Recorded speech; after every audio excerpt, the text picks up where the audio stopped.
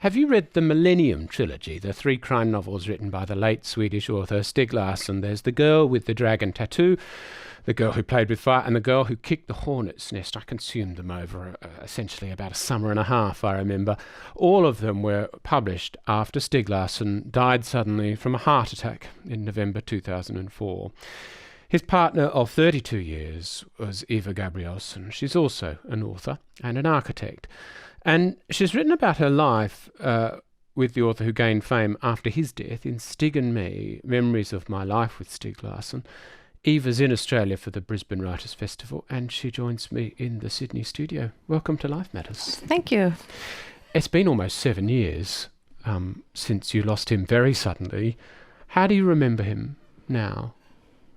With fondness. There's a joy in my heart when I think about him. I just left good memories, and I spoke to other people who knew him well as well, and they have the same impression that he was somehow a gift in himself just by being around. So you remember him with a smile. So just good things. You met when you were very young, didn't you? Yeah, 18, yeah. And where was that? I was going to my first ever political meeting. It was a meeting against the war in Vietnam, and Stieg was there to greet everybody who came along, and he zoomed in on me and my younger sister because he'd never seen us in that kind of circumstances before we were new. So we started to, just ask questions who we were and why we were there and so on, just being generally social and nice. So that's how we met. Right. He wasn't chatting you up straight away? No. Actually not, but he recruited us. He recruited you? Yeah. To the political cause? Yes, he did. And then to the personal cause later? Yes. Okay. You could say that, yeah. Reading the book, you get a sense that you two really were meant to be together. You write that for 32 years you always had something to say, to tell each other, to explore, to share, to read and to fight and build together. And the trilogy was also a collaborative effort. In what way?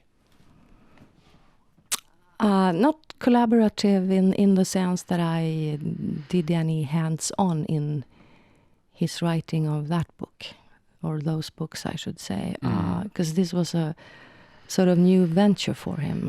He had, when he wrote articles or reports or stuff like that, he normally threw the things to me to go through it and edit and discuss and so on. But this particular thing, I didn't dare to sort of put my color or my wording into it because it was a totally different project. It was more creative. But did you have ideas about, you must have had ideas about locations, I mean, and maybe even characters. Yes, of course. I contributed with sort of the content to the book, but never to the actual writing. So I had quite a hard time to denounce the rumors and accusations that Stieg couldn't write, and that he didn't write Millennium, and that I was in fact the one who wrote it, and so on. So I had quite a hard time to describe the different kind of collaboration you can have when you don't actually do the hands-on writing. Yes. He was a gifted writer. I mean, he could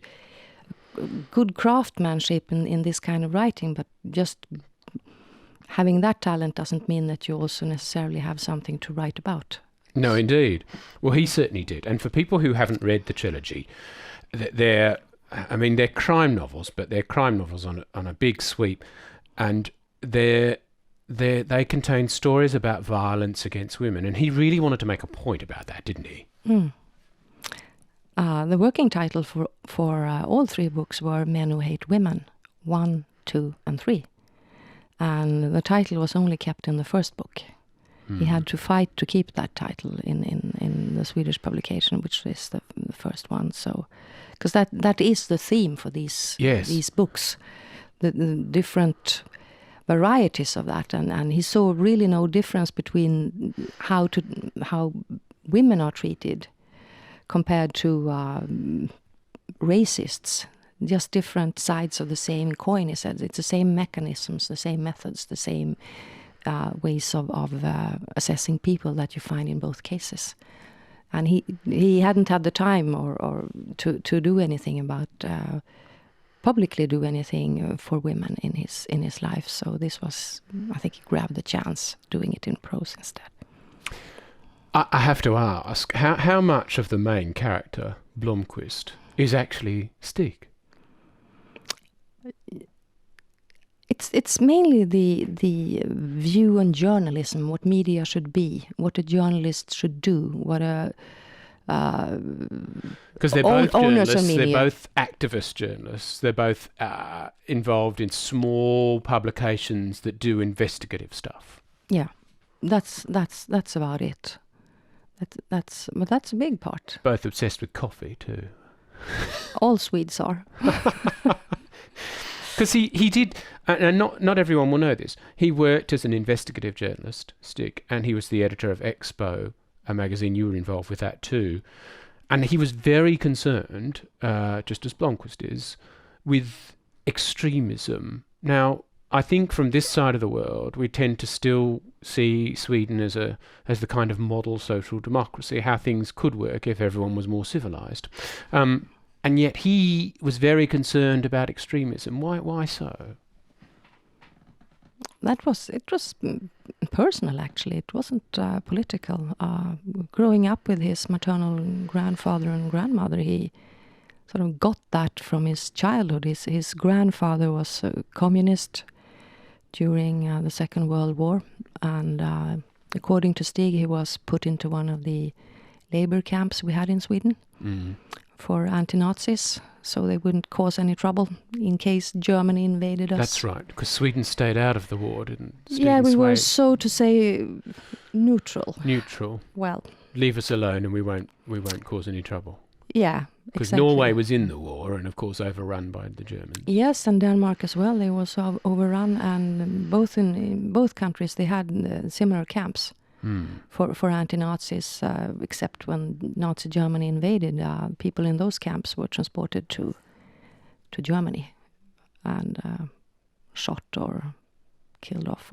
There are few survivors from them who wrote books about it. So that is what would have happened to Stieg's grandfather if Germany had invaded Sweden, I guess. So that's where it came from. That's where it came from, because he was into this when I met him. He was already collecting newspapers and articles and facts about these groups at 18. He didn't start to write about it until 10 years later. So, but he was into it when I met him. On Life Matters today, my guest is Eva Gabrielsson, who's an author and partner of the late Stieg Larsson. We're talking about really the material, her life and his life, that she traverses in the book Stieg and Me, Memories of a Life with Stieg Larsson. That concern about extremism, how much of a surprise with the dreadful news in your neighbour, Norway, of Anders Behring Breivik, that killing of 80 people by an extremist, how much would Stieg have been surprised by that?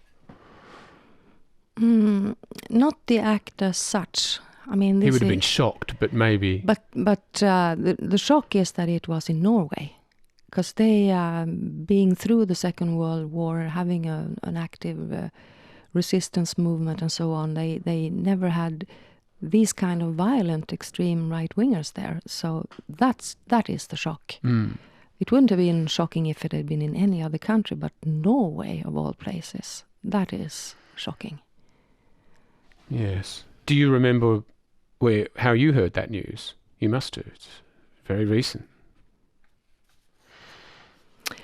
I saw it on television. By then he had both blew up the bomb in the government quarters and actually bombed one of the major daily newspapers as well, which is also no coincidence. He wanted to attack them as well. And also the news that he had shot all these youngsters on the island there, the Social Democratic Youth Camp. And then I knew that this is an extreme right-winger. Can I ask you about if we talk about when Stieg died, and I know this is not easy for you, but it was sudden, wasn't it? How did you react to it? Well, I didn't understand that he was that bad off. I said goodbye to him the night before, going to my work 3 hours away by train.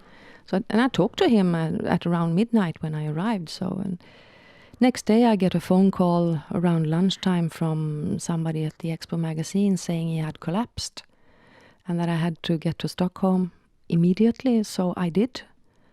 And when I arrived there, I was told by a doctor that my husband had passed away.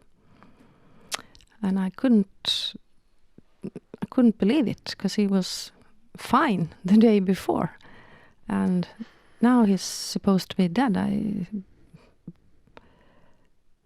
So I had the same reaction as everyone in that situation. You just don't believe it on one level, and on the other level, you know it's very true. So you shut off. You go into shock immediately. Yes. Immediately. It's just how we are supposed to react as animals, I think, to survive. Why, some years later, did you decide that you were going to write about your life with him?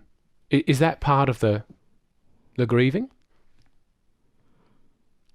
Well,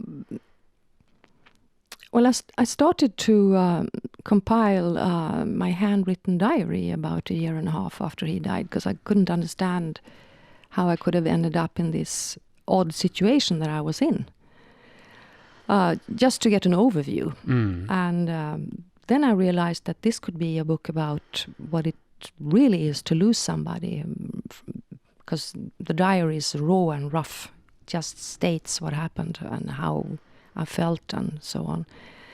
And it would be a book that others in my situation could use. I was looking for a book like that when he died, and I couldn't find any. So I thought, okay, I'll provide one at least. So that's how it started. So my working title was The Year Without Stieg, just the first year. Yes. And it sort of developed from there. So it was. I never planned really to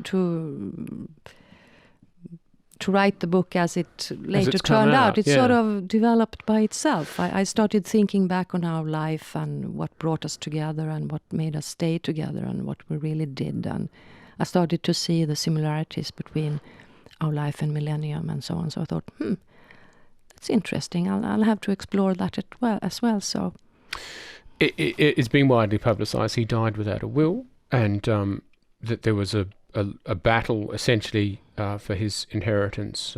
What was your legal position as his partner for more than 30 years? None. Because you weren't married.